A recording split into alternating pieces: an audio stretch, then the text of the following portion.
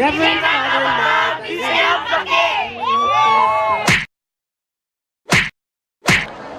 guys, welcome back to my channel. Naka diri sa 31st Local World Youth Day / Vocation Jamboree. Kauban diri ang mga district leaders. I'm not sure if I'm the first one nga nag-vlog og Local World Youth Day, pero kung naaman, comment kung kinsa man tong na first nga vlog. Then ano siya sa kaya pausa sa Bangitan sa District 1. In short, ang inahan sa tanan District 1.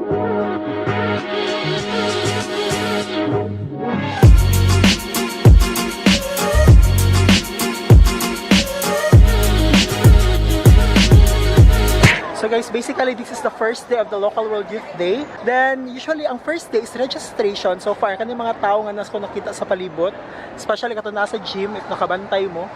Kaya sila mapala silang kaunon sa ilang mga congregation. Then trivia lang, this is the first time nga ang poster na mga religious congregation which is na seminaryo o konbento. So wala kayo typically magod na Local World Youth Day i-house kag mga foster parents. Mano siya mga kada iayang bahin sa mga posters.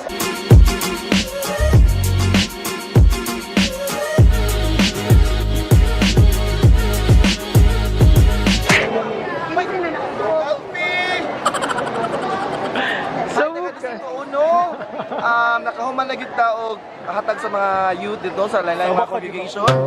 Uban sa akong mga district leaders sa Chuki.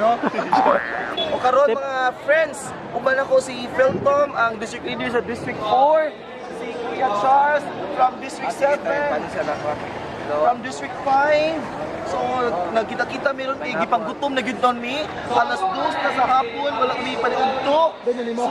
Maglipong-lipong gyud mirong dadaod. Di na mi kaila sa mga kauban. So balik-balik og kita-kita. First time? Yes. Kamon duha?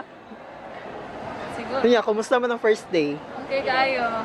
Jimmah ba you? Lingaw sad.